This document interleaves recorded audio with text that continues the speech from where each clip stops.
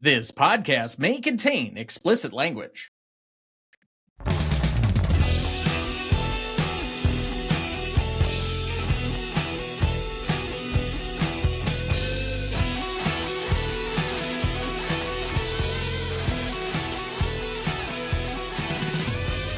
Welcome to the Greatest Movie of All Time podcast, the show that uses a unique grading style to redefine what the greatest movies are. I'm Tom Duncan. And I'm Dana Duncan. We also welcome back our returning celebrity guest, our most frequent guest, making her 15th appearance. Please welcome back, Christine Duncan.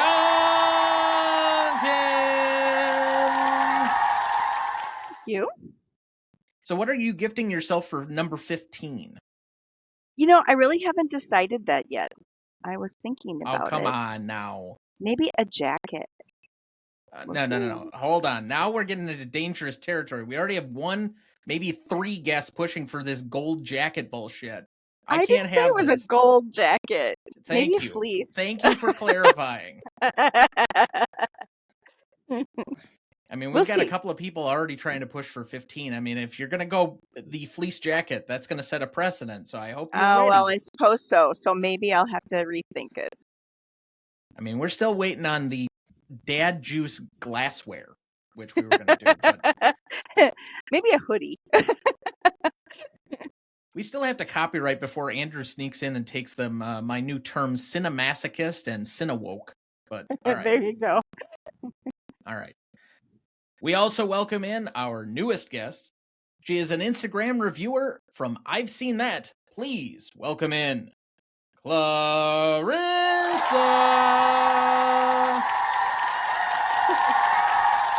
Hi, everyone.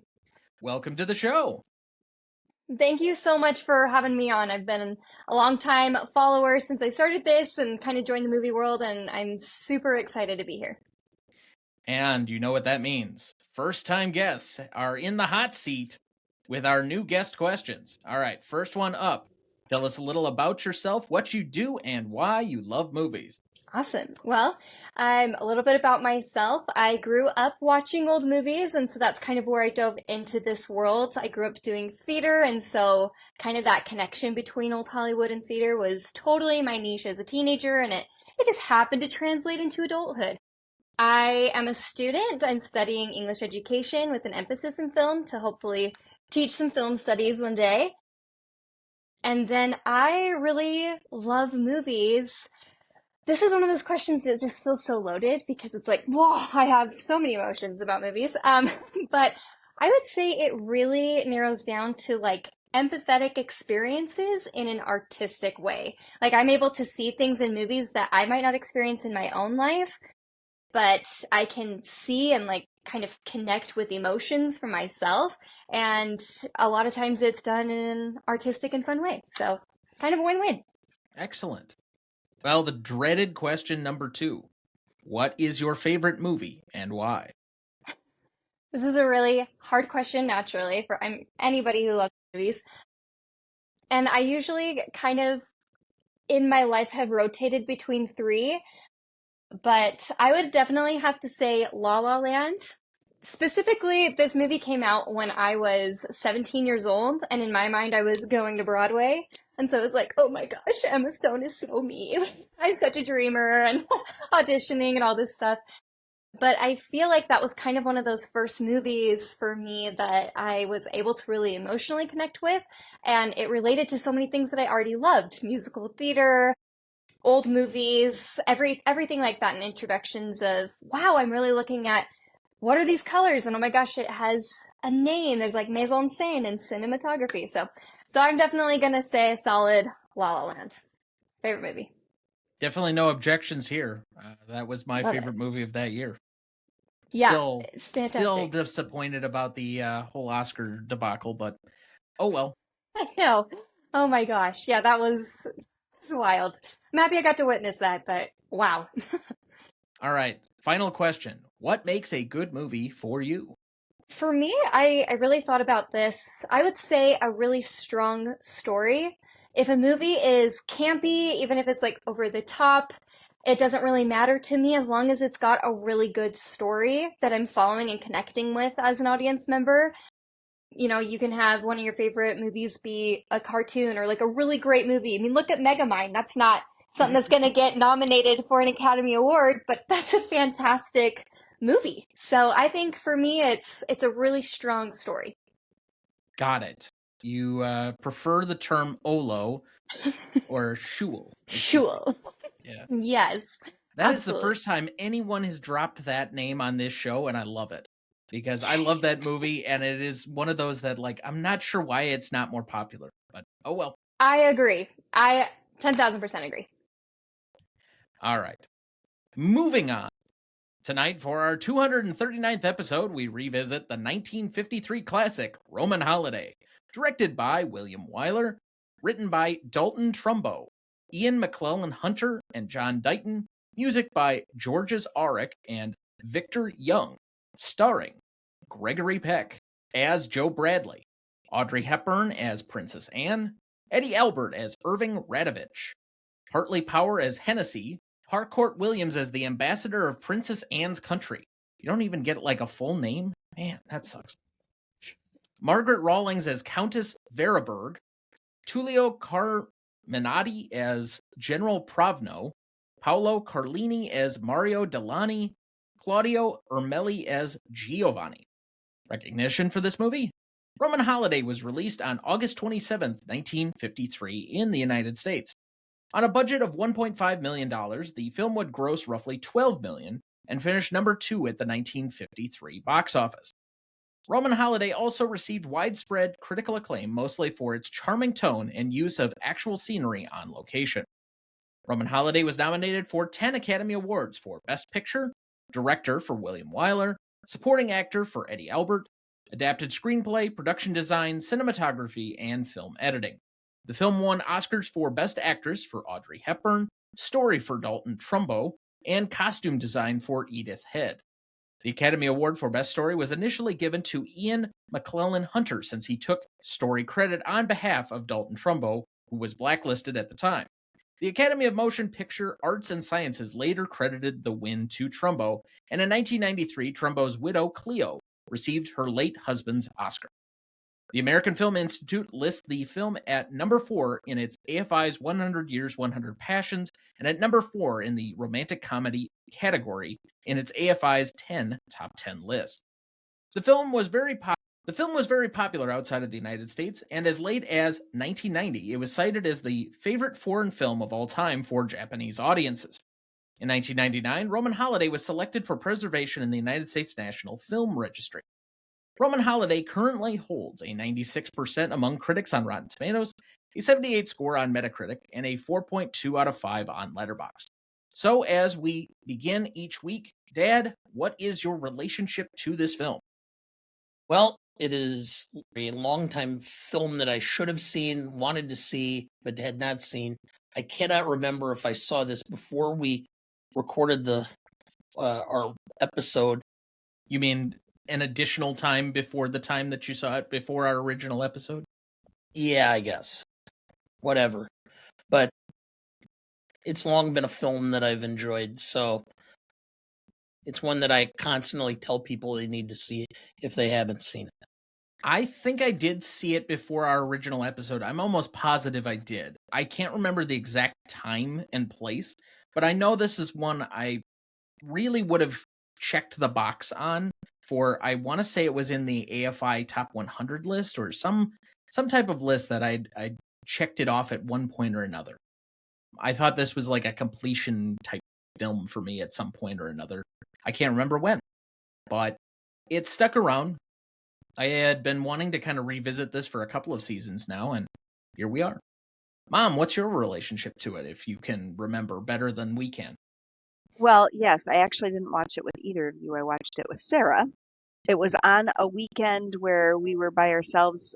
I love old movies. I love romantic comedies, as you know, and it happened to be on, and she hadn't seen it either, and we watched it together, and both of us just really fell in love with the whole story. Of course, you know, she was much younger and princesses, but I also enjoy it very much because of the whole character about changing places and trying to be something else than what you really are because you need that. And this movie resonated, and it's just always been a favorite. Last but certainly not least, Clarissa, I would imagine that you watched this at a much younger age than I did. Yes. So my relationship with this movie is that I watched it at the age of like 13 or 14 with my mom. I got really sick that year and we spent like 2 weeks just watching Audrey Hepburn movies. And this was the one we actually rewatched more than a couple of times in that week because it's just so tender and she's just so fun. And I remember being like a young girl and being like, she's running through Rome. Like, what a dream. So I fell in love with it at a super young age. If anyone wants to take a stab at this, what do they think the movie is about? I think it's stepping back and trying to establish who you are without your role. Having some fun in life and just really finding out who you are outside of the role that you play. I love that. Yeah, I think that's super true. Some of the things that I pulled out kind of to add on top of that, I really like looking for specific themes, like some one-word themes or a small phrase. So some that I wrote down were identity. You know, she's struggling with this part of her identity of I'm a young woman and I want to live my life as a young woman, but I'm also a political figure and I have responsibilities. And so kind of battling with those two parts of her identity. The pressure of responsibilities kind of going along with that. And then a longing for freedom and independence. You know, I kind of put this as a coming of age, but not coming of age movie. I think she's between 17 or 18. So she's still, like, the character she plays is young. I think she was 24 when she made the movie. But I think that Princess Anne herself is pretty young. And so to me, that's kind of coming of age of like, where are you filling in or finding your own footing as a big kid, a person? I guess if I were to take a stab at it, people need to take more vacations. Yeah. Actual vacations, not like a work vacation. Because she's there, but she's not on, like, she's there for work. It's the battle between expectations and desires. I like that. I really like that. That's pretty succinct.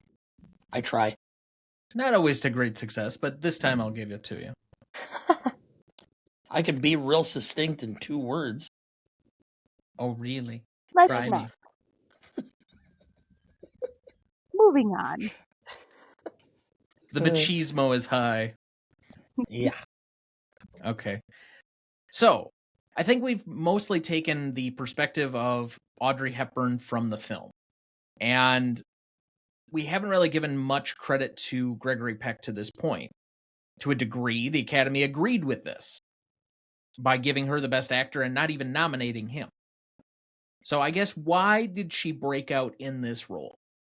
There are some roles that an actor or actress is just born to play. And there was just so much class involving Audrey Hepburn. Even when she's playing a Cockney in My Fair Lady, it was hard somewhat to believe because she just exuded class and charisma and suaveness, if that's a word. Suavity? Yeah.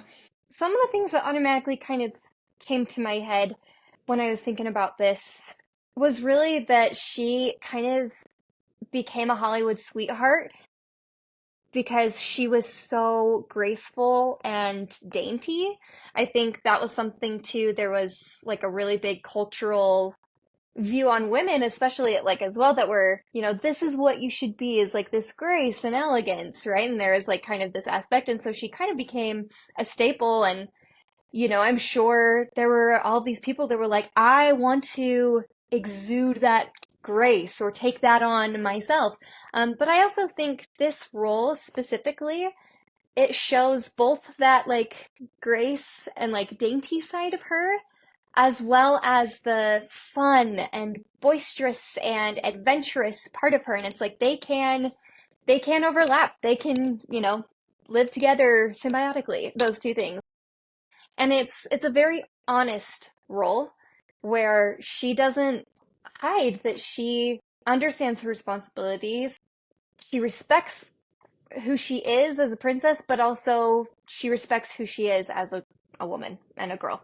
And I think that her emotions and gosh, even just rewatching it and they're like, send for the doctor, she's having an emotional moment. I was like, oh boy. But she's honest. She's very real about it. I was going to say there is that third role where it shows that a woman, even at that age, can be all of those things, including responsible. And I remember watching this the first time thinking there's so many people in today's day and age who may never have gone back. They don't take that responsibility seriously. And so I thought it showed a lot of ethical determination on her part because she was enjoying her life so much. It would have just been easy for her to disappear, not go back, tell people no, and she didn't. So yeah, I think too she was just being totally honest and true to herself. Plus, I think she owed it to herself to find out more about her people, the country that she would be leading, and how else are you supposed to do that? And she wanted to have fun.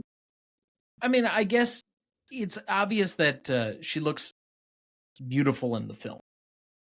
First and foremost, I think for the majority of people that are going to be drawn to that, she is an enigmatic figure on screen. There's a reason that she's known as one of the preeminent actresses of the era, and it had a lot to do with how she just simply looked. But her behavior, her ability to be playful, to kind of exude a lot of youthfulness, I think also helped with the charisma of opening this film up to a mass audience. And I would agree with Dad in a way that it marries a personality with the actual script. And a lot of her personality is married to kind of how this character has to be played. So all of those things combined, I'm sure didn't hurt at least. I do feel a little sorry for Gregory Peck. He plays a very good role in this film, and he does it also with a lot of class. But in the storyline, I think he's more of a tool. He's the way that she gets to do what she wants to do. And he finds it fun to draw on her whim. I don't know. I this last time watching it, I'm not sure I buy the chemistry between them. It's more as a friendship. If you look, he was way older than her, even in the storyline.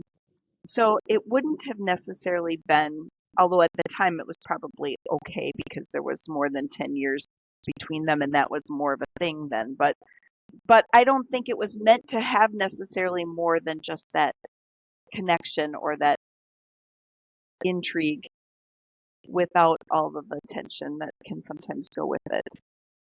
I mean, there's definitely the romantic element of the film. Like, it's not platonic.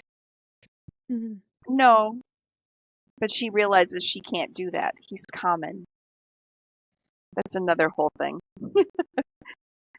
Well, you can go visit seasons like 1 through 6 of The Crown for that. So, Dad, you ready to dive deeper into the film? Do you have our plot summary ready for us? I do. In the pantheon of classic cinematic escapades, Roman Holiday stands as a luminous testament to the transformative power of love and the allure of adventure. Picture this: a weary princess, suffocated by the pomp and circumstances of royal life, seeks solace in the vibrant heart of Rome. Audrey Hepburn, in her iconic role as Princess Anne, embodies youthful exuberance and longing. Her quest for normalcy leads her into the unsuspecting arms of Gregory Peck's Joe Bradley, a hardened journalist looking for his next big scoop. This isn't just a love story. It's a celebration of serendipity. The narrative waltzes through the cobblestone streets of Rome, capturing the city's soul through enchanting vignettes. A Vesper ride, a mouth-watering gelato, a dance by the Tiber.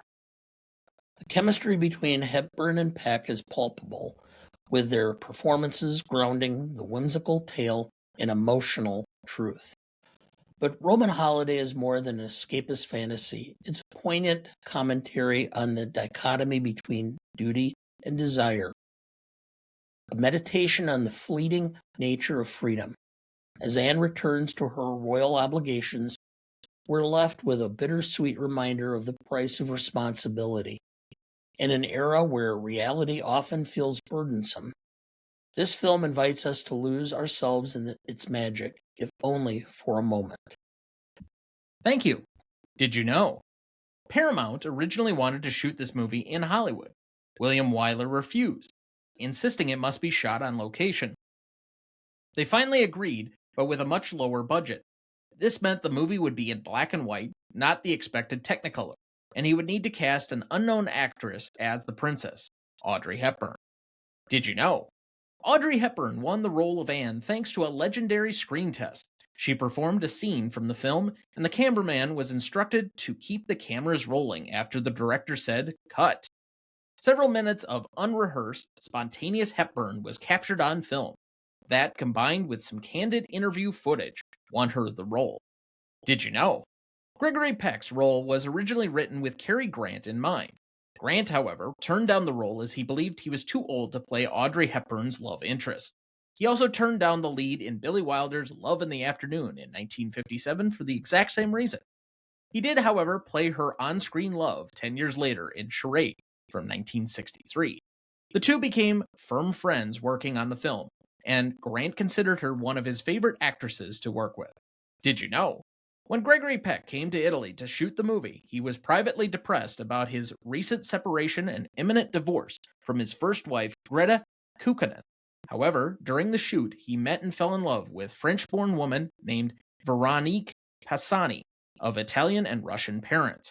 Following his divorce, he married her, and she became Veronique Peck, and they remained together for the rest of his life. Did you know? After filming, Gregory Peck informed the producers that, as Audrey Hepburn was certainly going to win an Oscar for this, her first major role, they had better put her name above the title. They did, and she did. Did you know? At the end of production, Paramount Studios presented Audrey Hepburn with her entire wardrobe from the film, including hats, shoes, handbags, and jewelry. They were intended as wedding presents. Soon after production, Hepburn ended her engagement to James, later Lord Hanson, a businessman. And with that, we will take our first break, and we will be right back.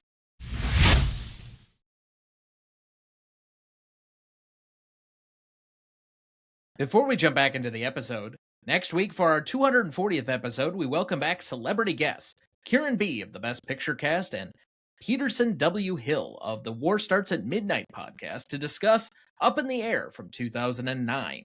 Written and directed by Ivan Reitman, with Sheldon Turner, music by Rolf Kent, starring George Clooney, Anna Kendrick, Vera Farmiga, and Jason Bateman.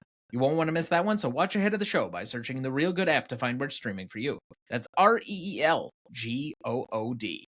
And before we move on, Klarissa, do you have something that you would like to plug, or I guess, where are you and where can people find what you're working on? Yes, I am mostly on Instagram. I've seen that one, and I mostly work there doing movie reviews. There are a lot of classic movies that I've never seen, and so that's kind of been my journey. Is I have a massive list that I'm constantly adding to and checking movies off the list, like Fight Club, Scarface, Thelma and Louise, and I am yet to have checked off The Godfather. So if you want to check out that review when I inevitably watch it for the first time, that's where I'll be. I will refrain from mansplaining here on The Godfather. Okay. As difficult as that may be. Mom, anything you'd like to plug? Any new recipes? Yeah, I'm going to try out some truffles this year, I think. And where can people get those? Well, at my house. Or maybe at the office. So guests have to come to the house. Okay. Yeah, exactly. I'm not going to dox us, so you may have to do some weird internet shit. It's not that difficult. Or I maybe know. if they appear on the show, I'll send a few in a box with their hat. To be fair, your home address was listed for the office on Google for a long, Yeah. long time. Right. Yeah. But anyway, I digress.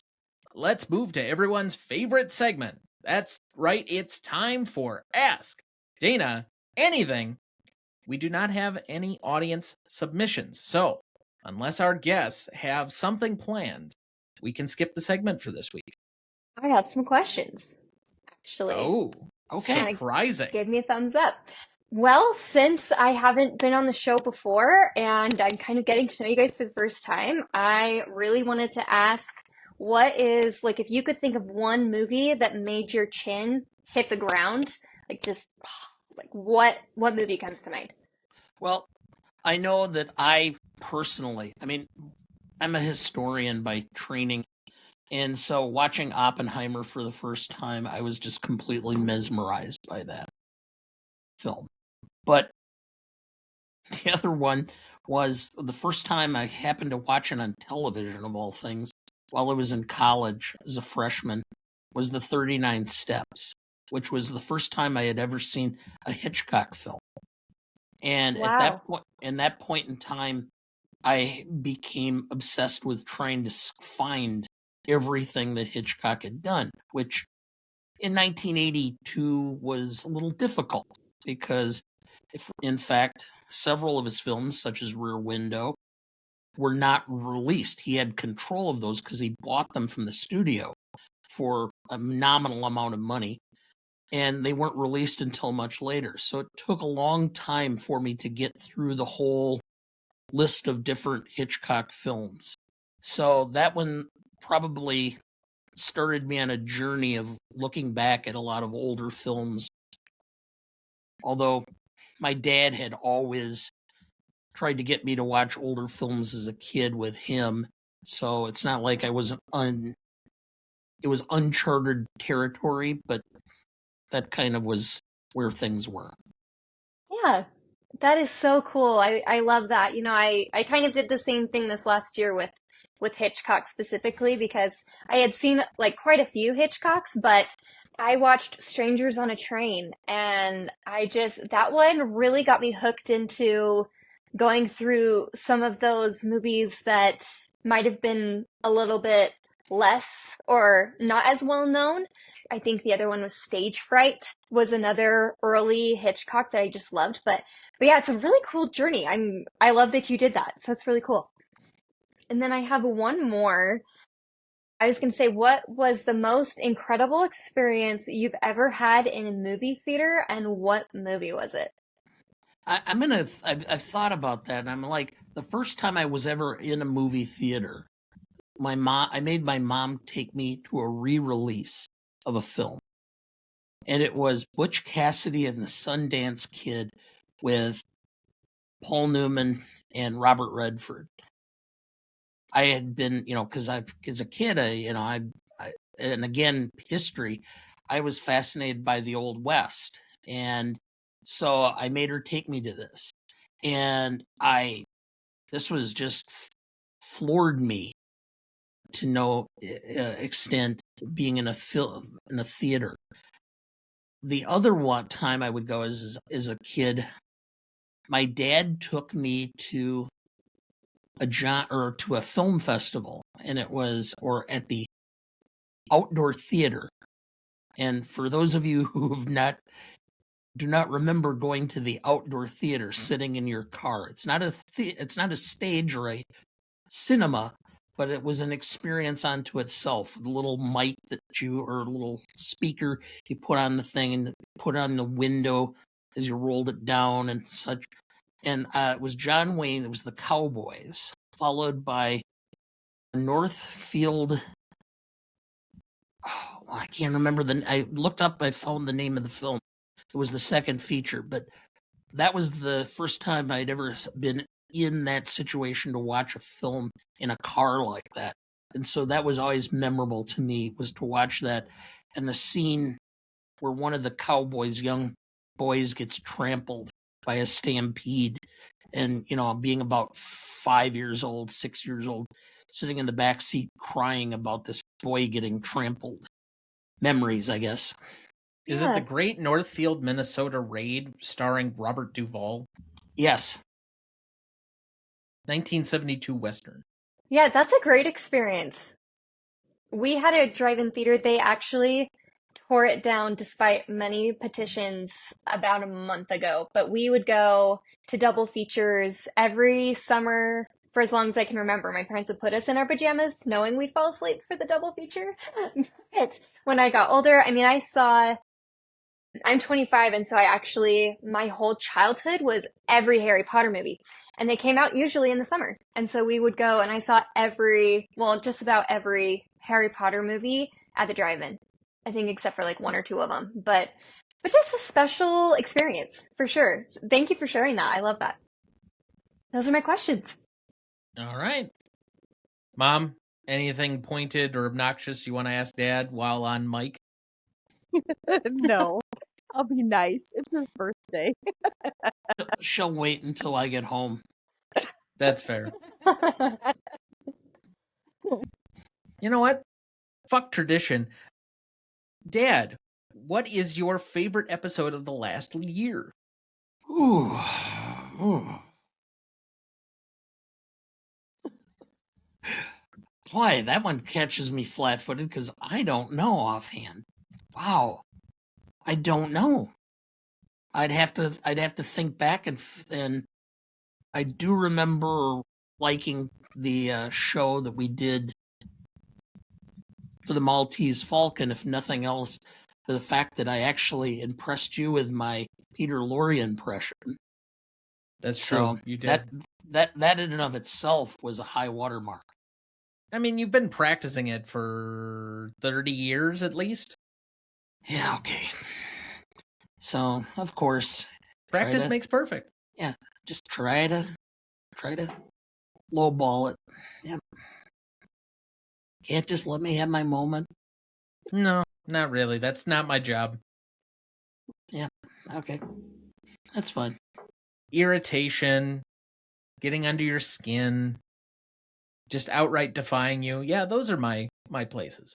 Maybe you should change it from being Thomas J. Duncan on the screen to Shrek the Troll. Well, given that you've referred to yourself often as the troll on this program, and that your most close friends call you the bridge troll, I only learned from the best. Like Sure. father, like son. Yep, you can take over the mantle. I plan to. So, as with all revisits, we skip our normal middle section, so tonight we will not be going through best scene or best performances as we often would in a regular episode. Instead, we're going to focus solely on the Stanley Rubric. Now, we are revisiting an episode that we originally did back in 2020, if anyone wants to remember that time and place. It was a very dark time. Spent way too many hours at the office all by myself. Yeah, well, No time to watch movies. well, that's not entirely true. You had started already being on the show back in that particular year, but this was Yeah. episode 18, originally debuting on June 11th, 2020. If you want any of our original categories that would normally make up our middle section of this show, you can go back and listen to the original episode. However, I should warn you that it is a very raw version of this show, and it has evolved and changed quite a bit in 4 years. So, viewer, listener, beware. All right, now that disclaimer is out there, let's move to the Stanley Rubric. We also treat our revisits slightly different in this. In our normal episodes, we will average the score of all 4 of us, but instead for the revisits, we will negotiate a final score. So we will start off by giving you our original opening number, and then the high and low person, we will try and figure out what the good median point, compromise point is between all of us. Now, we'll start with legacy, as we always do. Legacy is a measure of the legacy of the film, approximately 5 years after it debuted, so roughly 1958 to today. What is the legacy of this film? We split this category between 5 points for the general audience of film fans and 5 points for the industry individuals. Now, Dad, would you like to go first or second? I will go first. We had a 7.5 for Legacy in the first go round. We've since separated it, so it's industry and public. For industry, I'm giving it a 4. And I'm doing that primarily because this was the film that launched Audrey Hepburn's career. I think it also has been considered a favorite among romantic comedies, and I think it's become kind of a style. If it's not like right on point, there's been some deviations in it. So I'm going with a 4 for the industry. For the public, I think we got that part of it wrong previously. This is a film that has gotten forgotten by the general public. Cinephiles hold it in high degree. But the general public, a lot of people have never even heard of the film. The number of times I've told people who have made comments that they should watch this film, they're like, they have never heard of it. So I'm going to go with a 2, and I'm giving the 2 primarily because of people who are lovers of film who know the quality and of both the writing, the directing, and the acting in this film. So I am at a 6 overall. I will end up echoing most of your comments similarly. And just say that I had a 4.5 for the industry because I think this is a little bit more important given the names that are involved. Gregory Peck, a former president of the Academy. William Wyler, one of the, I think at this point, still the most nominated director of all time, 3-time winner. And you have Audrey Hepburn, a multiple-time actress winner, as well as an EGOT. I think it's got a little bit of significance, even if it's not necessarily relating to the general public. But I agreed with your 2, so I have a 6.5. Okay. So I put for the industry, especially like with the legacy, I put a 4.8 because I do think you're right, especially at the time and even like 5 years after and going forward. This is a movie that I just feel like is so remembered, and if you're in the industry and part of the industry, you still really like you said, with rom-coms and kind of that formula that was in that golden age and things like that. This is a staple of one of those movies that still influences the writing of those movies today. 4.8. And then public, I definitely agree. It is not as well known or valued by the public, especially nowadays. I think this is kind of due to the fact that most people know Audrey Hepburn from Breakfast at Tiffany's instead of this movie. So I would say a 3.5 for public. And then, so my total would be 8.3. Yeah, you would have really made my job harder if it were a regular episode. Yeah. Most people just go with either whole numbers or 0.5s. Oh, so the 0.8 is a pain. Not really. He's got a calculator. That is true. I do have my handy calculator, but I will say that when we're ending in like 0.83, it's a weird episode. And usually when we have 4 people on, that's already going to be working against me. But don't worry. I was like, I can tinker with my other scores before we get to them. Oh, no, it's okay. I can do it. Because we're going to negotiate a firm score at the end of this. So I'm sure that we won't settle on a 0.3 unless somebody, my co-host, wants to really be a dick about it, which is not beyond the realm of possibility. Okay. Please, me? Mom, we still need a score from you to finalize this, and we can start on our negotiations. Okay. So for industry, I also had like a 4.5. I mean, I think there were so many great things that came out of here, including the writing styles and the formulation for a lot of romantic movies and even now for all of the different writing. As far as the audience, I'm sad, but yes, we asked a survey at the office yesterday who had heard of this movie, and we had one person outside of us, raise their hand, and it was really sad to me because it's such a beautiful story. So unfortunately, I have like a 2.5 for the audience. So you have a 7. So I have a 7. All right. So that makes the high point Klarissa and the low point Dana at a 6. Okay. So somewhere between a 6 and an 8.3, we probably have to find a compromise point. So, Dad, why should we stick at a 6? You don't have to stick at a 6. I can go up. Okay. It's just what really turns me, or what causing me to really drop on this is the lack of public input. I can And go up again, as much on as we give credence to our office staff members, there is a part of me that if the film is older than like 25 years, wonders how many people have actually seen a lot of these things. Mhm. But we have a great So cross section of age groups in there and people's that doesn't interests. matter. I'm not just talking about The Office. I gave into account for that. There's just not, I've talked with people about it, and it's just Okay, not what a film. people? Because right now you're just sounding like Donald Trump. Many people are saying. Yeah, kiss my grits. He doesn't know Okay, what show Flo. that's from. We got it. Well, I've talked with friends, I've talked with other people, and I was having a conversation with a friend by text. And again, it's one of these that, I've heard of that film, but it's not something they've seen. I just have that problem. Now, I am not married to my 6. Okay. So what's the breaking point for you? Where is the maximum pain?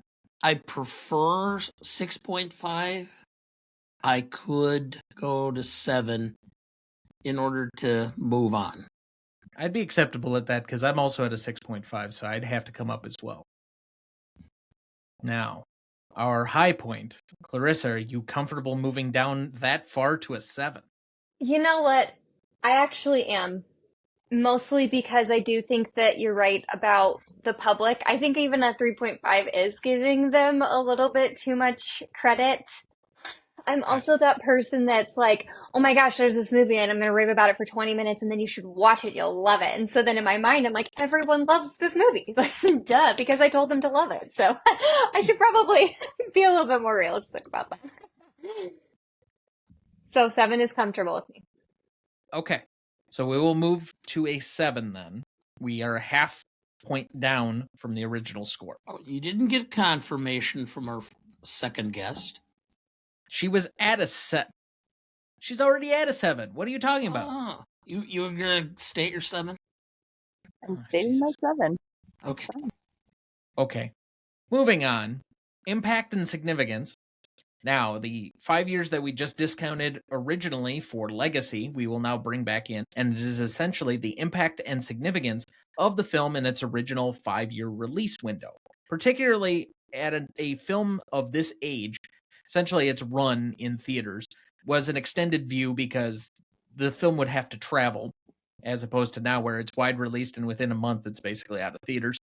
So, within its initial 5-year release window, what is the impact and significance? We again divide the category between industry and audience for a 5 and 5, a total of 10.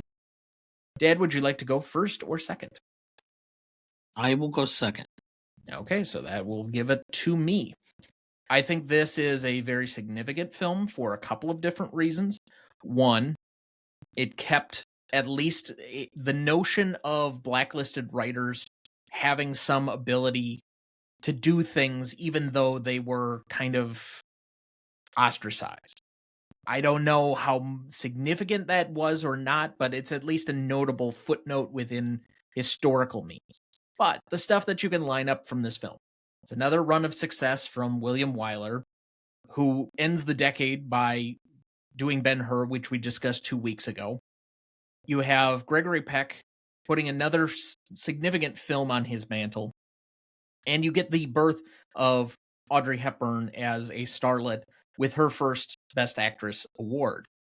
I think that this is probably for me about a 4.5 at the time, given how big Audrey Hepburn got almost immediately, even by the following year where she's in Sabrina, and then it's kind of off to the races.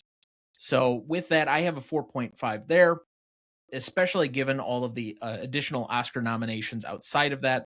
And then for the audience, it was number 2 at the box office. She became an absolute star. I go with another 4.5. I have a 9. I should mention our original score on this one was a 6.5. So I am moving up significantly at the moment. Ditto. All right, we have a pair of 9s. Yes. I mean, Mom, go fish. I have nothing more I can really add.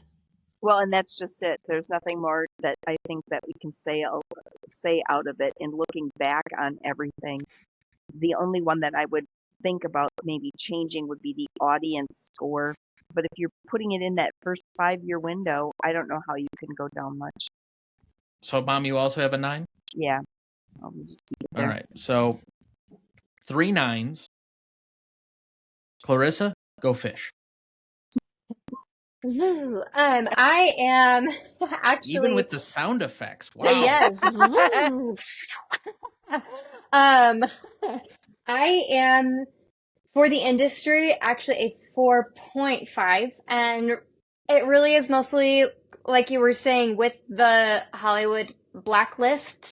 This really was such a significant moment, and of course the blacklist didn't end until after this movie, but it still really was to have a film like this, especially at a time when the top 10 Hollywood producers, writers, you know, a lot of those people were blacklisted and not allowed in the industry. I mean, Dalton Trumbo did this on the down low, but it still was very significant, you know, and it was notable. So I put 4.5 for that reason.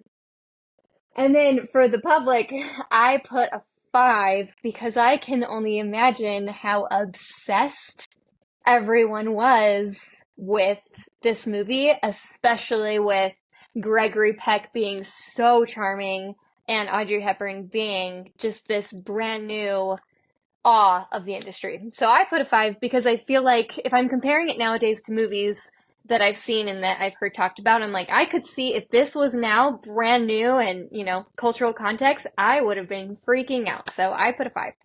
So I have a total of 9.5. All right, so we have 3 9s and a 9.5. We have one outlier. One of these things is not like the others. The other. We're ganging up on you. Well, to be fair, it's 3 Duncans against 1 to begin with, so you know. I understand her reasoning for it. I could Yeah. raise my audience score. I mean, I understand her reasoning for it, and probably as a female, really get into that kind of thing. This is the type of movie that I still enjoy watching, that I would get gaga over. You got to turn Absolutely. in your Duncan membership card. What? Oh, absolutely. You got to turn in No. your Duncan membership card for being a traitor. No, moving up a half point. moving to the right side with the half point. But you know, it is like you kind of, there is that kind of perspective with it of how would I have reacted, especially at the time, you know? My issue with moving to a full 5 for an audience perspective is going to be that there are a lot bigger movies in a particular moment, and the historical context, I mean, I'm thinking The Sound of Music is a 5. Roman Holiday, I don't know, because so you had so many people watching that film that have never been to Rome, and it's supposed to be like, you know, Paris and Rome, and you know, so you actually got to see live shots of what it was like to be in that city. For somebody who's on a farm in Minnesota watching this film, it was huge. People on farms in Minnesota don't watch movies. They did. My I hope they parents do. are prime examples, yes.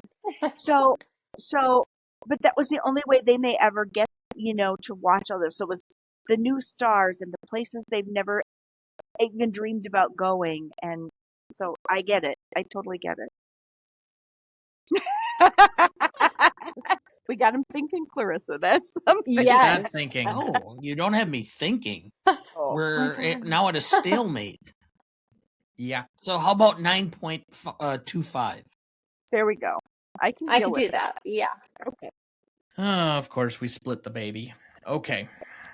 So we have a 9.25, which is significantly altered from our original 6.5.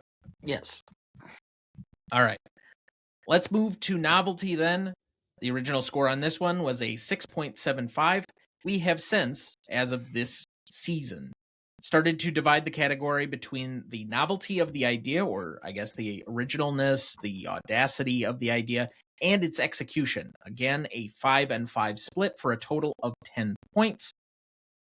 Mom, since you want to buck the trend at all times and don't want to split the category, let's hear what your full total is.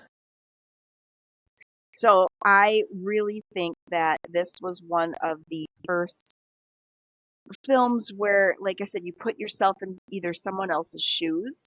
So like a Prince and Pauper type of story. You imagine that you can be somebody else and portray that, hide in a crowd, learn something about life. I think this was very, very novel as far as the idea of the film, the story. It might have been in a book somewhere previously, but nobody had really done anything with the movie. So I'm giving this a 4.5 for originality as far as the idea of it. And as far as the execution, obviously there have been a lot of films that have been done on location before, but I think that it would have been somewhat difficult for them with riding around on that Vespa and getting in and out of traffic with all of the regular people around in the ruins of Rome. So I do think that there are some execution difficulties in making this type of film, but I only gave that a 3. So I end up with a 7.5. All right, so we have a 7.5 on the board. Dad, do you want to go here? Sure. Originality, I'm at a 3 because it was the Prince and the Pauper. That's Oh. the basis. It's a Mark Twain novel of 100 years before. And But it had nobody's been done done. it as a movie. Well, they Yes, did they do had, Mom. The Prince and the Pauper as a movie. And there were other situations of similar ilk. So the novelty of it was not that great. So I'm at a 3. Now, as far as execution, it was done so well. The timing, the way that it was shot, the scenes, how it interplayed with the culture around them, all of that made it really an expose of what it's like to be in Europe. So I'm at a 4.5 for execution. So I'm at a 7.5 overall. So the exact same number, despite all of your protestations. I will say, I don't agree with you at all that it is the Prince and the Pauper. I just generally don't. I think they're very different stories. They may involve very similar themes and a few distinct categorizations, such as involving royalty, but the actual story of the movie, what it's about, to me is vastly different. But before I give my number, Klarissa, let's see if you want to try your hand here at novelty. Okay, so for me, originality, both of these are 4s for me. So I'm ending at an 8, and here's why. Originality, I do think we have, stories that are like with the similar theme of what you're saying, Dana, of, royalty wants to experience something along the lines of something normal. But I feel like having this in an impossible romance is kind of, at least from what I'm thinking of from the time, pretty original. I feel like, at least from my impressions, it wasn't all the time common or very common to have unhappy ending from what you wanted as an audience member. You didn't want her to get out of the car and say, I'm going to go around that wall and you're just going to have to drive away. And there's comfortability in the end of she's setting boundaries. She's a little bit more like using her autonomy. And he's, hopefully going to get a story that can get him back to New York. But is that the ending that we wanted, right? And so the way that they did this, I gave it 4 because I also do think, I thought about it when I actually went to Rome. All I thought about was this movie, and I went to all of these sites where they filmed this movie, and some of them are tight spaces. It's really difficult. The Mouth of Truth is like very hard, but they have like a very intimate moment there, and like you said, there are a lot of people. It's overwhelming, and so making this movie is really difficult. I could imagine, especially for the time. And it was all very practical. There weren't really staged sets. So yeah, I would give this an 8 overall. So leaving it to me, I disagree with my parents that I believe this is a 4 for the originality of the idea. In fact, I would venture to say that this creates somewhat of a subgenre of vacation for a day films. You escape your humdrum life and kind of go out and play hooky, more or less. And So Walter Mitty? yeah. The Hangover. No, not really The Hangover, but you might be able to argue Ferris Bueller. Okay. Ferris Bueller. Yeah. But I do think that there is a very small select subcategory, kind of like other films that involve time loops for Groundhog Day.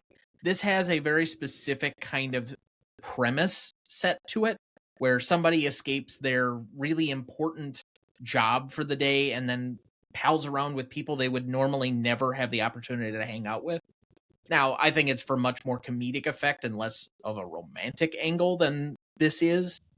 So this kind of is still setting the original template.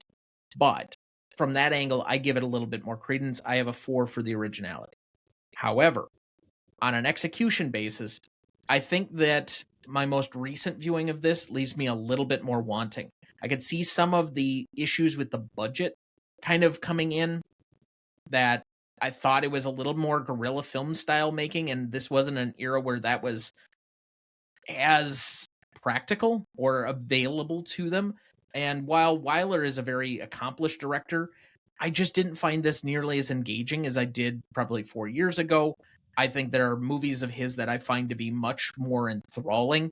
The recent Ben-Hur watch that I did, I thought was a little bit more entertaining. The Best Years of Our Lives, I still think, is his probably number 1 film for me. So I have that at a 3. I'm at a 7, which would mean we have a 7, 2 7.5s, and an 8. And if we just simply took the average, it's a 7.5. So I ask our 8, are you okay with the 7.5? Absolutely. Well, you didn't have to agree so quickly, but okay. Oh, darn it. I mean, let me think about that. Let that marinate. I feel good. Okay. That really is good with me. So we move from a 6.75 to a 7.5 on Novelty. So just to briefly recap, we moved from a 7.5 to a 7 on Legacy, from a 6.5 to a 9.25 for Impact and Significance, and from a 6.75 to a 7.5 on Novelty. That looks like a good spot for our second break. We will be right back.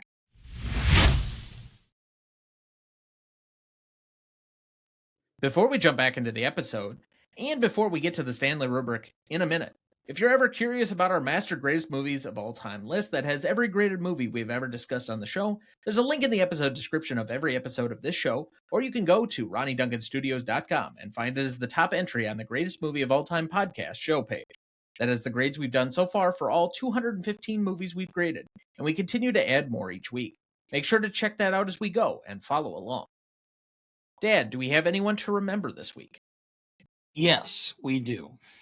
Chuck Woolery, 83, American game show host, the original host of Wheel of Fortune, also Love Connection. He was also a musician with the avant-garde. Earl Holliman, 96. American actor. Hit fame in the TV show Policewoman. Was also in the film The Rainmaker. Was in The Twilight Zone and Forbidden Planet. And then lastly, a personal note for me, Jim Abrahams, American film director and screenwriter. Airplane, The Naked Gun, and Hot Shots. And a Wisconsin born and bred person, or from Wisconsin, we'll claim Milwaukee. Yep.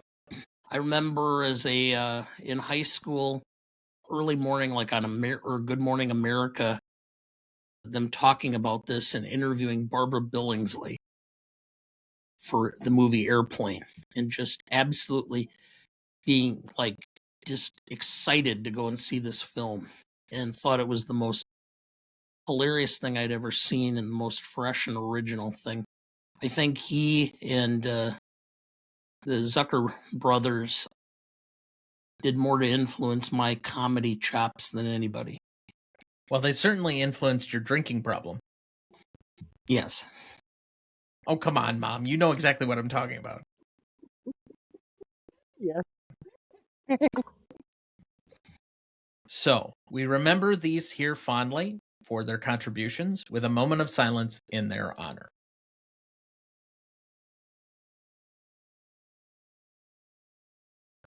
Thank you. All right, let's get back to the Stanley rubric. We left off at Classicness. The original score on this one was a 9.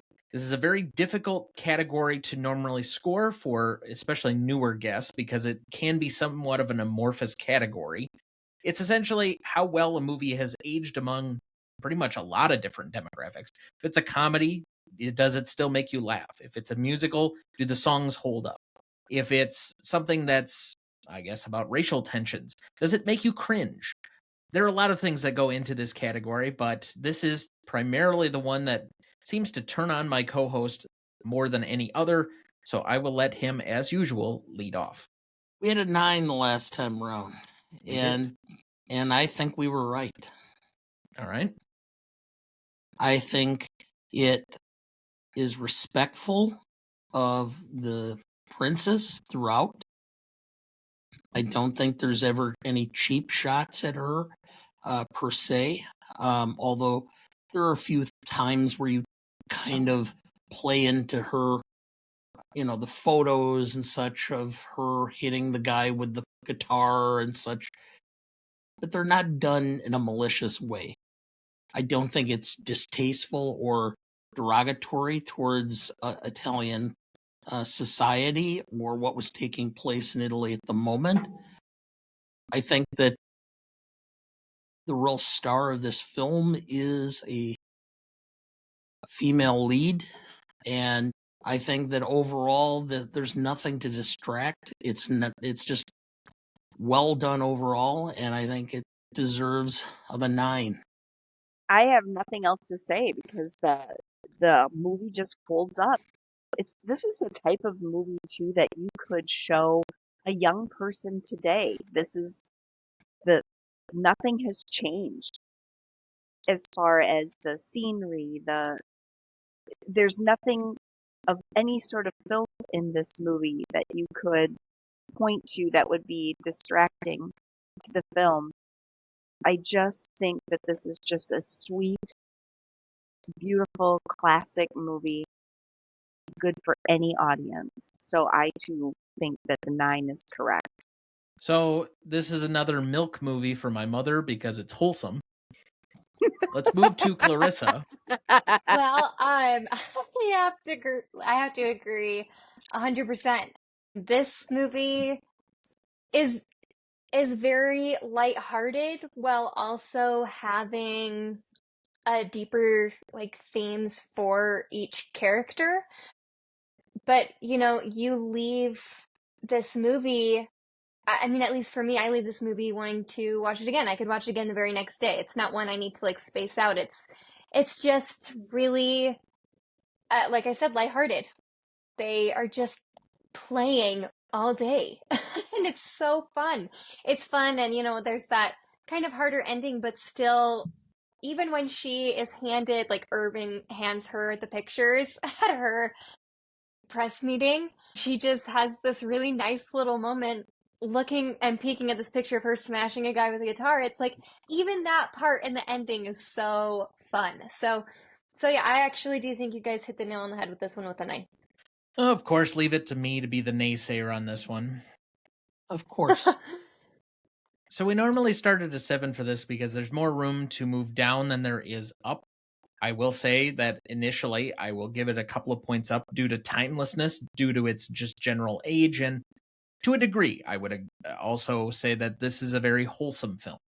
However, I move it a half point down because there was something that stuck out to me during this that I could not really unsee, and I will say, for consistency's sake, I was also very critical of another film for basically what I found to be a more egregious use of this from the previous year, and that was The Quiet Man.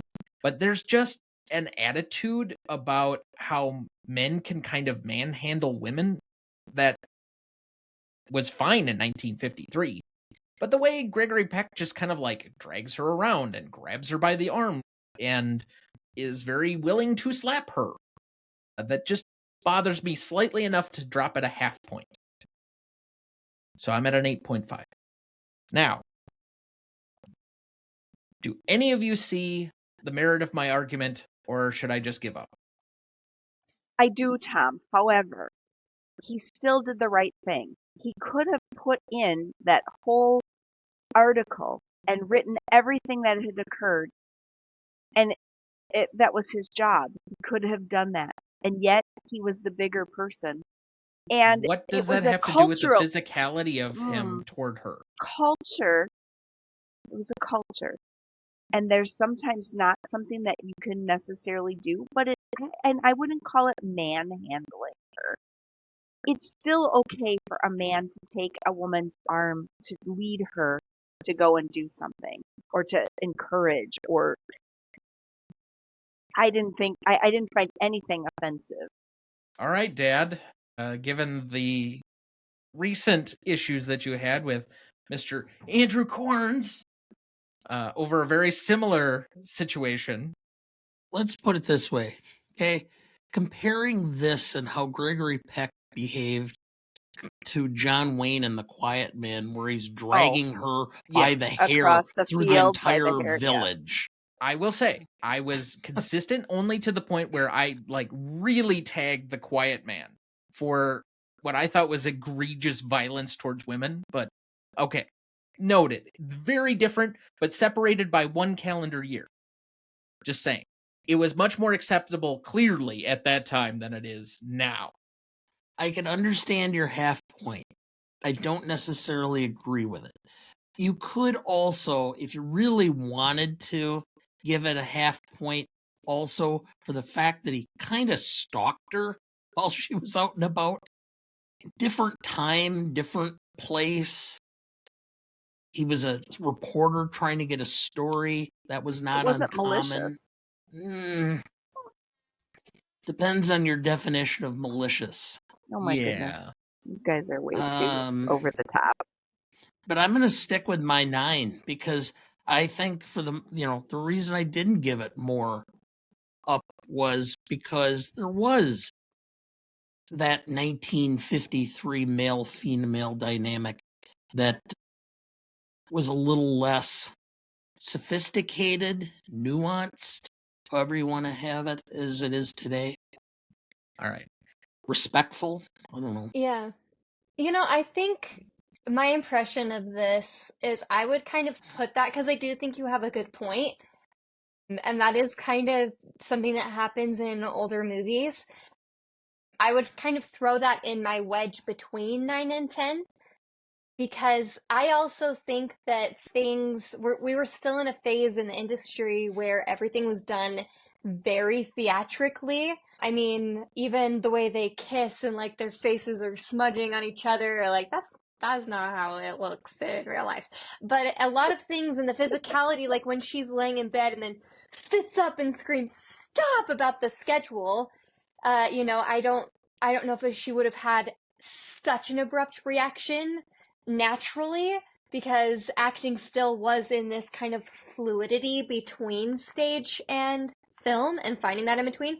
And so when he grabs her and he like shakes her, or she's to him this drunk girl that is a burden that he can't afford to take care of. I think it's dramatized. Like, I don't think in actual regular reaction Joe Bradley was that harmful, and to him she also was super wasted, and so he's like trying to get her awake. I do think with him following her around for the day, my impressions of this really are that Joe Bradley has a motive. I mean, it shows him in the beginning gambling and getting really disappointed because he has no money. He's 2 months behind on his rent.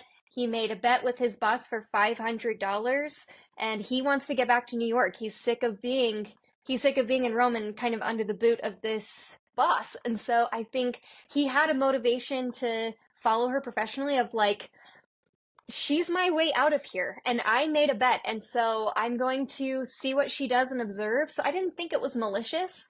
I think he also, like, honestly, if it was the time and I was super broke and I was a reporter and I had made a bet that was maybe kind of foolish and out of my financial realm, I probably would have done the same, honestly. So I don't think that was malicious at all, following her around. At least. All right, so I raised the argument. I got us to discuss it, but I'm clearly outgunned. I'll acquiesce to the 9. Awesome. All right, so that means we stayed exactly where we were on the original category. Rewatchability. This is the most subjective category that we have. We have 5,000 different tests that have been presented for it. We have a new guest who specifically picked this movie. So I will pose it to you first to figure out exactly how you come down on this category out of 10. Well, I'm going with a 9. Here's why. Kind of like we said, this is a movie that is so wholesome and simple while also having kind of deeper themes for her and for him. And for me, this is one that I use as a comfort movie. I like to go back to this movie. I understand it. There's nothing like super unexpected for me. And so having it as something to giggle at in the background while I'm doing my homework, or, I'm cooking and I just need something that's going to be really fun and lighthearted in the back, this is a perfect movie for me. And I think it kind of just goes with that like comfortability of a rom-com. It's the same as like I rewatch How to Lose a Guy in 10 Days all the time because it's just silly and I don't have to pay attention all the time. And then when I want to, I really can, and I can get back into that story and love it as a classic. So yeah, I think there's a lot of flexibility with how you rewatch this, and it's in any facet comfortable. I completely agree with her. I could rewatch this movie again tomorrow. It wouldn't matter to me. I can have it on, while I'm trying to do something else and not totally focus on it, and then turn right around and watch it for 10 minutes at a time and go, oh yeah, and get really back into the story.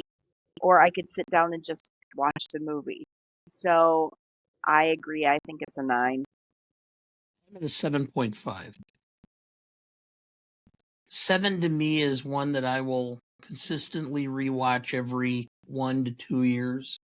And 7 point, I'll give it the half point up because this is a film where if I find somebody I'm watching or we're suggesting a film and they've never seen it, this is the one where I'm going to be going, oh, no, we have to watch this. So that little extra step to me is where that 0.5 comes in. So for me on this one, I don't see myself putting this on unless I'm kind of forced to. So for me, that's roughly in the area of a 2. I don't have any objection to it being on. It's not going to find its way onto my screen very often.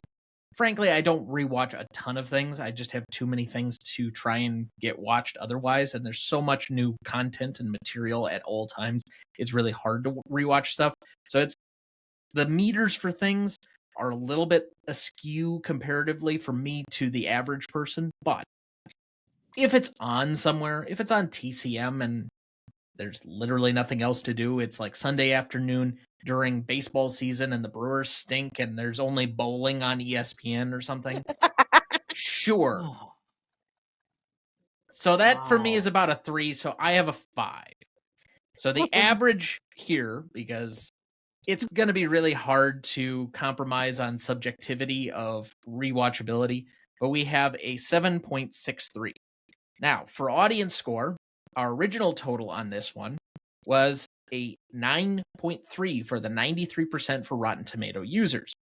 However, we now have since added in the Google users on this one. So while 93% of Rotten Tomato users still approve of Roman Holiday, it only got a plus approval by 79% of Google users. So the score drops from a 9.3 to an 8.6. So to repeat the categories, we dropped from a legacy standpoint from a 7.5 to a 7. For impact and significance, we went from a 6.5 to a 9.25. For novelty, we went from 6.75 to 7.5. For classicness, we went from a 9 to a 9.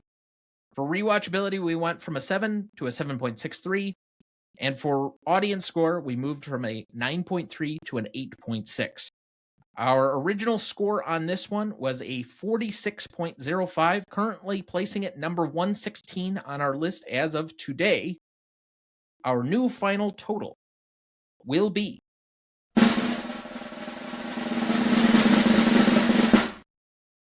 48.98, and currently placing it on our list between Ben-Hur and Reservoir Dogs for number 71. Well, those are two diametrically opposed. Oh, we're full of those.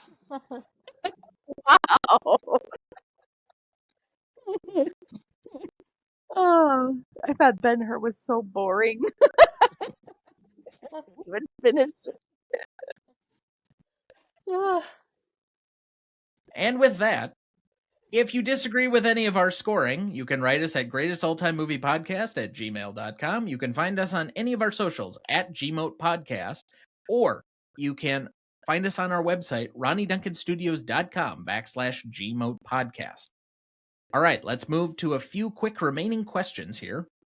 First one, does this story make more sense if it's over a week instead of in one day? I don't think the romantic angle makes sense in one day. Yeah, it does. I think it came out of the freshness of the movie itself, or the freshness of the experience for her. It was all forbidden, including that little moment. So I think if you'd left it longer, it would have detracted from the story. I think that a day makes sense still, actually. I think it is her adventure, and I think also the political and like legal almost repercussions of looking for her would have been a way bigger deal if she was gone for more than 24 hours. It would have been like search parties would have tripled, quadrupled. She wouldn't have been able to really go anywhere. I feel like, they would have been in way more of a panic to find her over a week. With the romantic angle, I think that there's also like it doesn't ever really talk about them being in love. It doesn't have to be like a full love story. It could be like infatuation, or like this was such a special day. I mean, you don't have to throw this in, but when I was 20, I went to Ireland and I met a guy and we spent the whole day in Dublin and I kissed him at the end of the day and I never saw him again. It's just like, I wasn't in love with him, but I had, a really great day and we had a lot of fun and we traveled around Dublin and it wasn't like I was in love with him, but the experience was really fun. So it's like, it doesn't have to be that she's like desperately and madly in love with him. It can also just be that this was an infatuation or somebody that she really had a lot of adoration for and that he had adoration for at the end of the day. So Netflix, if you are listening, Go for a inevitably bad and unnecessary movie, not a series. There you go. All right, second question. Who would you cast in a 2024 remake? Also for Netflix if you're listening. Lily Collins. That feels a little on the nose, and that's like really Netflixy already with Emily in Paris. John Krasinski. Okay, I could Wow. buy John Krasinski. And Bill Hader is the Eddie Albert character. I had Emily Blunt for the female role. I really Oh, didn't think cute. about the Gregory Peck character, but I think she's sweet and can play really innocent. And Mhm. I mean, she's probably a little old now, but I think that it would work. Yeah. I chose actors of kind of different random ages, and so I'm gonna like say the age that I would want that actor for. So I actually also put Lily Collins, and I was really tied between either Lily Collins or Lily James, because I actually think that Lily Oh, James yeah. has a very graceful, like I'm thinking of her in the live action Cinderella, and I just think she is so elegant. So maybe I'll do my heart set on Lily James. And then just because he is such a hot commodity right now, I think Glenn Powell would be really fun. That was my Joe second Bradley. one. Yeah, I think he would be a hoot. And then the age that I have to pick for Irving would be a 30-year-old Owen Wilson.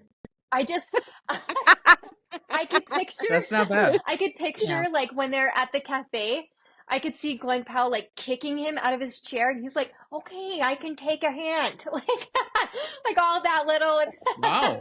nothing to write home about, but just very specific mannerisms with Owen Wilson that I think would just make him so funny. And I think the comedic relief from Irving is really fun.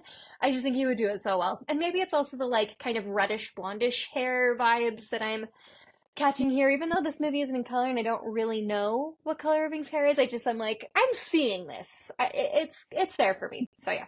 Wow. Wow. Yeah, like Royal Tenenbaum's era, that makes sense. hmm Okay. All right. I was thinking either Emma Stone or Zendaya. Ooh. And then, boy, for the male lead. I mean, it's got to be somebody that's like in their mid-30s is a little bit of the trick.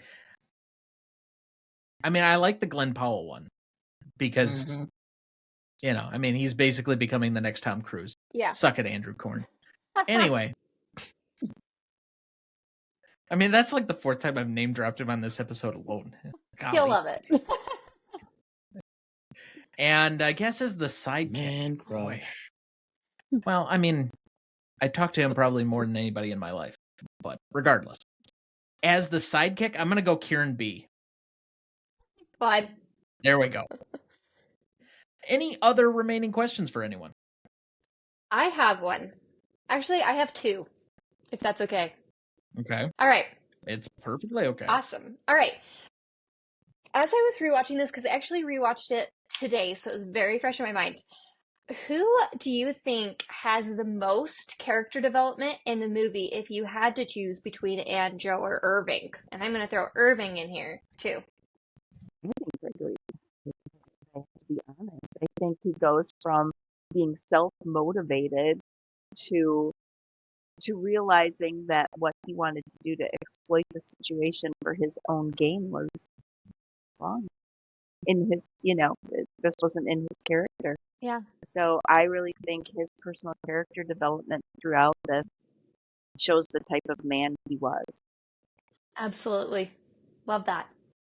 The most development for me is going to be Hepburn and Princess Anne.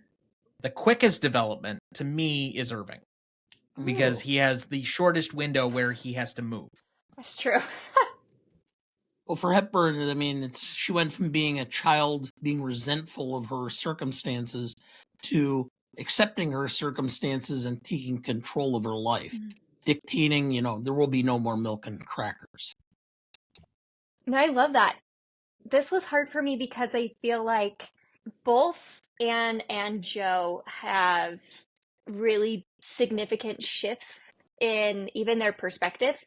And so for Princess Anne, I said it was more like she learned how to assert boundaries. But for Joe, and like kind of what we were talking about with Gregory Peck's character, he shifted his entire mindset on sacrifice. Because in the beginning, like his very opening scene is sacrificing some of his only money to gamble to try and get more money. But at the end, he's sacrificing basically what would be the lottery for him at the end for her and for the right purpose. And so it's like his whole shift on that and his values there really shift. Irving, I feel like kind of has the same thing in a much smaller way. I just really wanted to throw his name into the mix because he's so fun. But he does have this, I mean, even almost the way he I don't know fully if it's the way he views women. I think he still like respects women in the beginning, but it's like he's got dates with Francesca, but he's also doing a photo shoot with this woman, and there are all these other women where he's talking to through the city. But then at the end, it's he's really enjoyed his day and getting to know Princess Anne. So I don't know. I would say of the three, I would go with Gregory Peck as Joe. Awesome. Okay, and then my next question is, what is the significance of this movie being filmed in Rome? Would it have been significantly different in another large European city like Paris would have been a little more romantic. Yeah. I'm not sure I would necessarily agree with that. Yeah, well, you haven't been to Paris. Well, that's true. But I also think that comparatively, one, from a budget standpoint, it was probably a little bit cheaper comparatively. And two, London, Paris had probably been filmed a lot before. This gives it a little bit more novelty to the audience of the time. Yeah. But you could have even done it in more of a Scandinavian setting if you had really, and it wouldn't have made that much difference. So if it was, say, in Amsterdam or in Stockholm or, it's the same. I think people are infatuated with Italy. Personally, I would rather have gelato than lutefisk, but okay. Yeah. Well, true. I did have one final remaining question that came up. Considering the scenes with the milk and crackers, is that where the phrase "she could eat crackers in my bed anytime" come from? I've never heard that. I don't know that. Be older. Oh my gosh, they're Really? too young for that, Dana. I was gonna say I've never heard that saying before. Really? Sorry. Yeah, okay. Okay. Yes, you have to look that up. Maybe. I'm gonna leave it at a maybe. Folks, he's turning 61 tomorrow. There's a reason. Social Security birthday's today. Yeah, Yes. right. So, I want to thank both of our guests for joining us. Clarissa for your first time, and Mom for your 15th time. A wide range of a dichotomy, but just remind everybody again where they can find you and what you're working on. I don't have much to say in that category. They can find me working with your dad at the office, and yeah, so You're a TV star now. I'm a TV star now, yeah. I love it. Well, I'm Clarissa, and I've seen that one on Instagram and technically on TikTok, but it's a little bit embarrassing right now. But I'm currently working on all of the holiday content, so we're going to be doing 12 movies to Christmas and fun movie facts for your favorite classics every other day. So be excited for a lot of that. All right. Sounds great. Dad, we do have a little bit of time here, so final thoughts for the week. I got to see two what are considered potentially Oscar-worthy films this week. I happened to see Wicked in theaters. I really enjoyed it. I had never seen the stage play, knew nothing of how it was, any of the songs. Enjoyed it tremendously. Thought it was well done. The cinematography, the stage, the acting, the singing, everything was great. And I also happened to see Blitz, which is an Apple Plus movie that was released in theaters, which I thought was very good. From what I'm seeing from Gold Derby, Right now, Saoirse Ronan is supposedly a potential Best Supporting Actress nominee and for that film, and I think she would deserve it. Yeah, Blitz was it was a wonderful film into the real world of the Blitzkrieg in London. I mean, heart-wrenching, but very well done. I would recommend anybody watching it. All right. As for me, first, happy birthday again, Dad. Thanks. Another year around the sun and almost another season in the books. It'll be 5 here pretty quickly. We only have, I think, 4 episodes left? 3 episodes left? Up in the Air, Magnolia, and Revisiting in the Heat of the Night. So 3 for the season. And then we come back with Barry Lyndon, the aforementioned or much previously mentioned by certain people and certain guests of this program, Barry Lyndon. That will be our season opener. So, but on a separate, unrelated note, and this was a story that was shared among a couple of us cinema friends this afternoon, a lost John Ford film was found in Chile after 100 years. The Scarlet Drop, a Western starring actor Harry Carey, was found in a Santiago warehouse a day before it was set to be demolished. Most people thought the film lost, and yet we now have a copy. So, there is hope for some of those lost old, silent film era stuff, and for all the film enthusiasts and people that are restoration heavy, we salute you.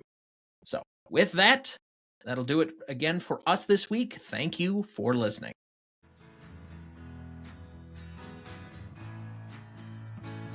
Never get behind people traveling with infants. I've never seen a stroller collapse in less than 20 minutes. Old people are worse. Their bodies are littered with hidden metal, and they never seem to appreciate how little time they have left.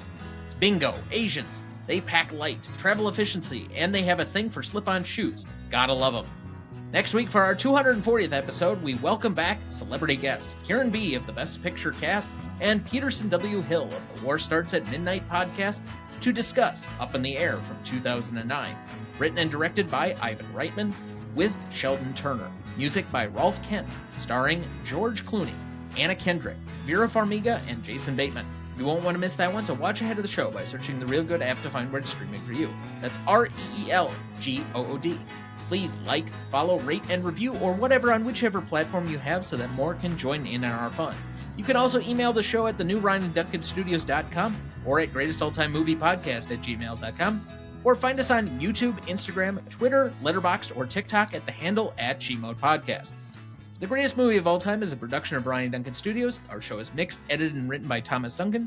Our music is thanks to Purple Planet Music. Our technical provider and distributor is Captivate FM.